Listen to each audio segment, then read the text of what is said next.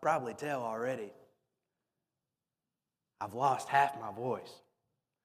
But the good news is I've got half of it.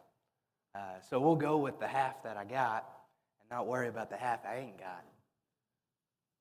Happy Mother's Day. Just the fact that you're here, it shows so much, and it's such an encouragement to know that you want to do what's right, that you are striving to please God and to live a godly life. I've been preaching for 11 full time anyway for 11 years,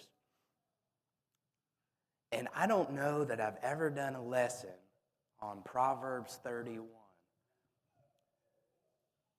And apparently it's going to be a short one. But Proverbs 31, the second half of it, is composed of 22 verses. Each of those verses begins with a different Hebrew letter of the alphabet. The focus of those 22 verses in Proverbs 31 is what we commonly refer to as the virtuous woman.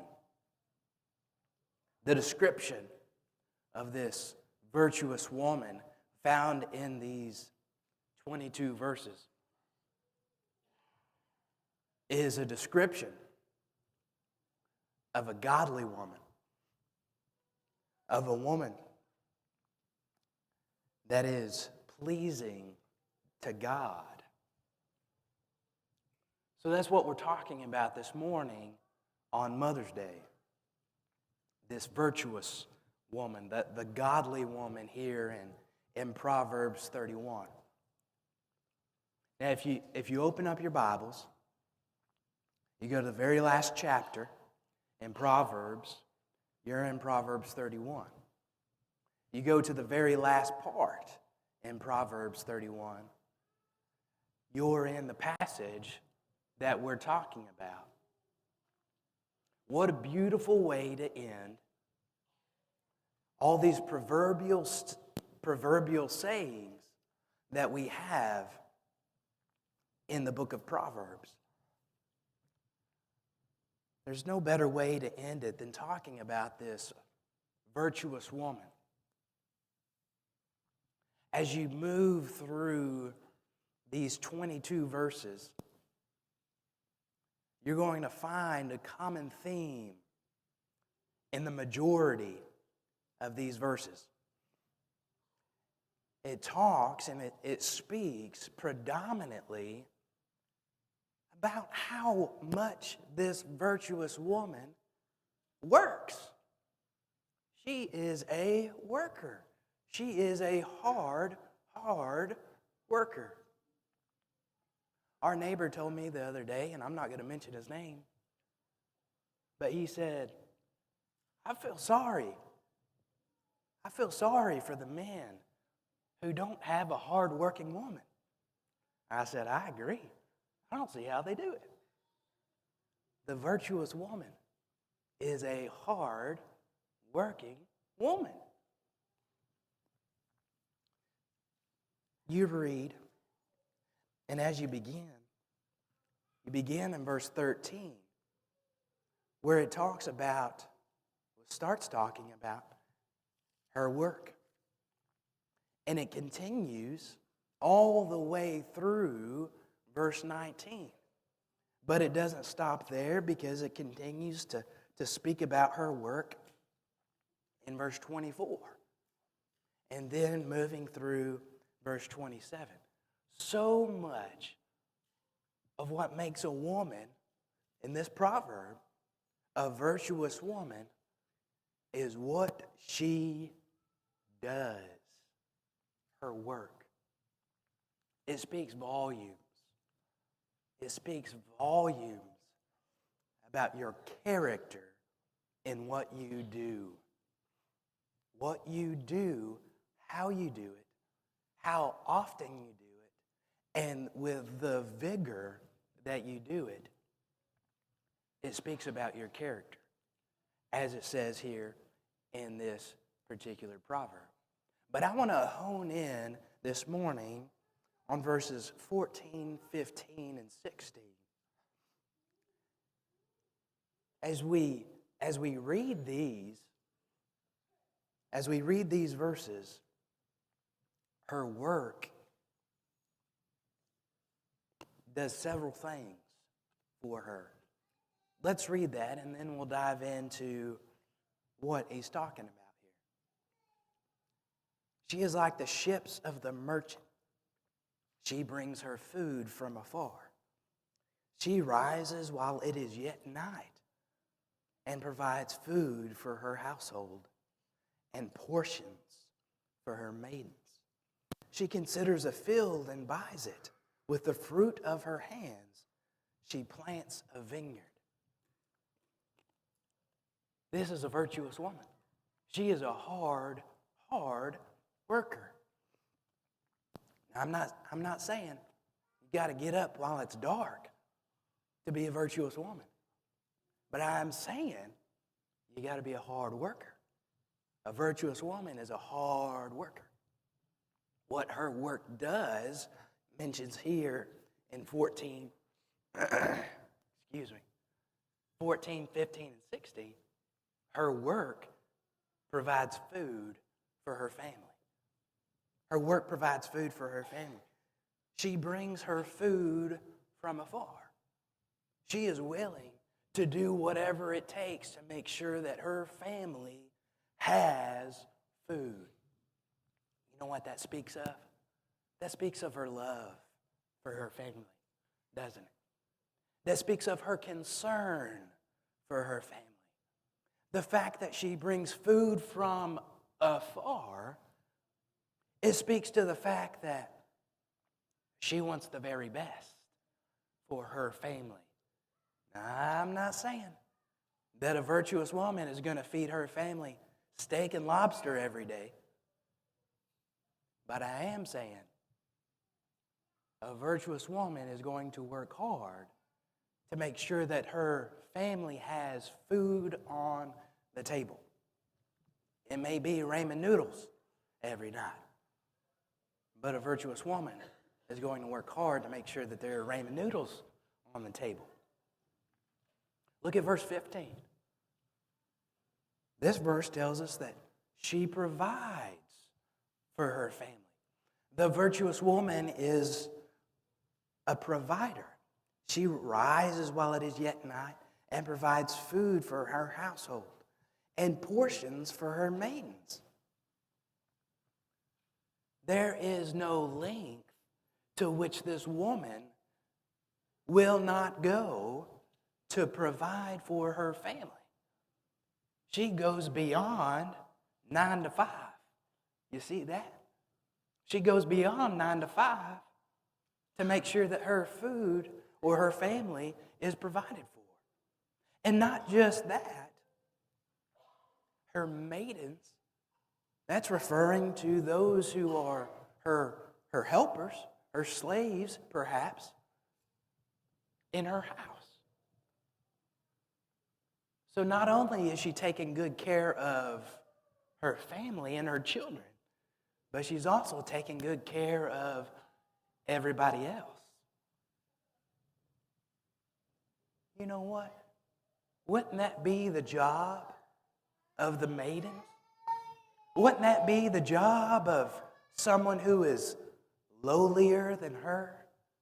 The virtuous woman is willing to get her hands dirty to make sure that her family is provided for. What a beautiful thought. Then in verse 16, we look to the future. We look to the future because she makes an investment. She considers a field and buys it. With the fruit of her hands, she plants a vineyard. The virtuous woman is such a hard worker that she has this if you'll allow me, spending money, this spare money. You keep it in a coffee can. She's got this spending money. And what does she do with it?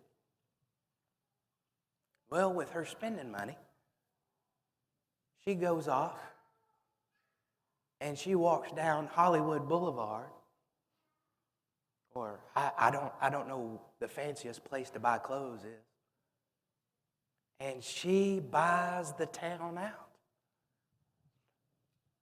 The virtuous woman, she makes an investment. She makes an investment in the future because she knows that all these things are frivolous, but she needs to take care of her family. That's a virtuous woman. Her work. She is a hard worker. She works hard and is diligent in her work, making sure that her children are taken care of. Even in verse 15, her maidens are taken care of. Even in verse 16, her grandchildren are taken care of from this field that she purchased. A virtuous woman is a hard worker. The other theme, as you move through these 22 verses, the other theme that you're going to arrive at is her husband. A virtuous woman, a virtuous woman's husband is a beneficiary of marrying a virtuous woman. And this comes up periodically as you move through these 22 verses. You're going to see it in verse 11 and verse 12.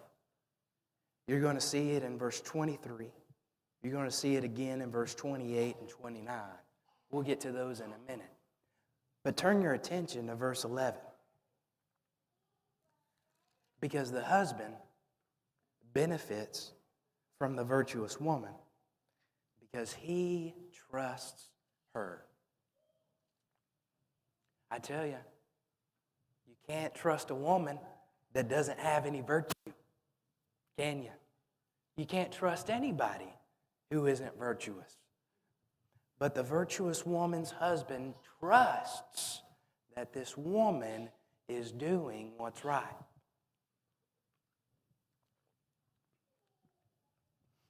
And what that does, as you move here, and you continue reading, what that does in verse 12 is it does him good. There is good that is done by this man because of this virtuous woman. She does him good and not harm all the days of her life. Isn't that interesting? A virtuous woman considers her husband in what he needs and what he desires. She does him good. I would call that being considerate of her husband. That's what a virtuous woman is. Considerate of her husband. You also see in verse 23, her husband, and again, this is kind of interesting. Her husband is known in the gates when he sits among the elders of the land. Her husband is known in the gates when he sits among the elders of the land. That doesn't say a whole lot about the woman, does it? It would seem as if we are talking about the man, the husband. But let me tell you, that man is not going to sit among the elders. He's not going to sit among the trustworthy of the city if there isn't, listen to me, a strong neck to turn the head of that house. If the woman isn't supportive of the husband, he won't be there. So to me, as you read verse 23, it speaks volumes. Just that her husband is able to be in that position about sitting among the elders. And my favorite part, speaking about the husband, is found in verse 28 and verse 29. We'll look at the first half of 28 in just a moment, but look at the second half. Her husband also, and he praises her, rises up and calls her blessed. And he praises her. And this, in verse 29, this is how he praises her. Many women have done excellently, but you surpass them all. Many women have done excellently, but you surpass them all. A virtuous woman is such a good woman to the fact that her husband says, I have the very best. There's a lot of good women out there, but none is better than mine. A virtuous woman makes her husband so proud that he is able to say, I can't do any better. Now, many of us, you look at us and you look at our wives and you say, he can't do any better. The virtuous woman proves it. Proves it beyond a shadow of a doubt. He can't do any better. Now let's turn our attention to the children. After all, it is Mother's Day. And I'm so thankful for my mother, as I'm sure you are for yours. Because none of us would be here if it weren't for our mothers. Especially for the times that she probably should have killed me, and she didn't. I'm thankful. But look at the relationship here between the virtuous woman and her children. Because it doesn't say a lot about the virtuous woman and her children, but what it says in verse 28, I want to draw your attention to. And then we can make some implications. Her children rise up and call her blessed. Her children rise up and call her blessed.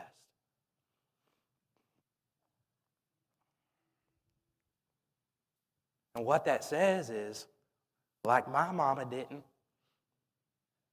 she didn't kill him when she wanted to.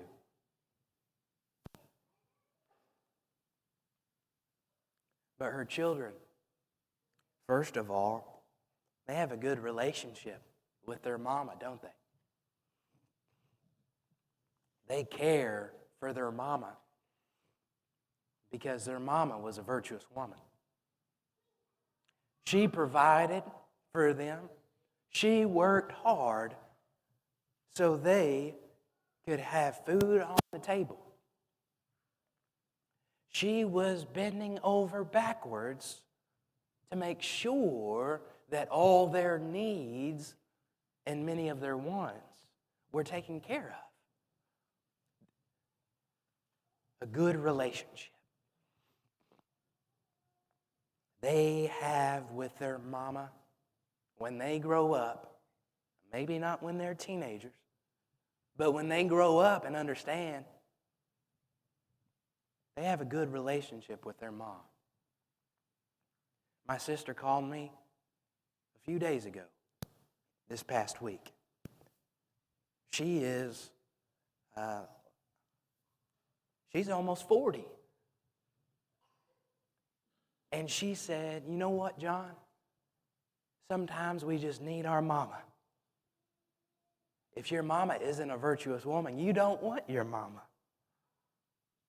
But if you love and admire your mother, you got a good relationship with a virtuous woman. It also tells me just that little part. Her children rise up and call her blessed. It tells me that they are grateful. That her children have come to a point where they are grateful for everything that their mother has done. Again, she's taken care of. She's made sure that all these years that they have always had everything that they needed. They're grateful. It also tells me that they're considerate. That she has raised them to not only be grateful, but also considerate. What is considerate? Selfless, isn't it? Considerate is being considerate of others. When you're not thinking about yourself all the time. That's being considerate. A virtuous woman raises children to think about other people. Her children rise up and call her blessed. A virtuous woman. She works hard. She works hard over and over and over. You're going to see it as you read Proverbs 31. A virtuous woman has a good relationship with her husband, so much that her husband will say, "You're the best. I can't do any better than you. God didn't make anyone better than you." A virtuous woman has a good relationship with her children. She has raised them right. She has raised good, godly children. There's a whole host of other things that we could talk about here from Proverbs 31, but quite frankly, my voice couldn't handle it. But as you consider the virtuous woman, consider God, from whom virtues come.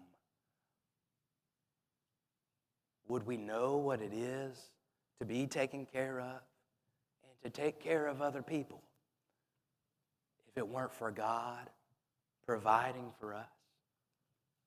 Would we know what it is to have good relationships with our spouse and with our children if it weren't for God demonstrating His love for us? Would we know what it is to be virtuous if God didn't show us what it is to be virtuous? The greatest demonstration that God has shown and manifested to us is the manifestation of His Son in giving us His life.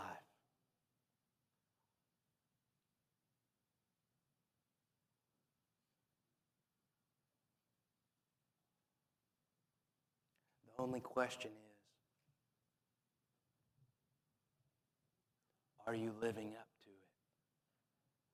Are you living up to being as virtuous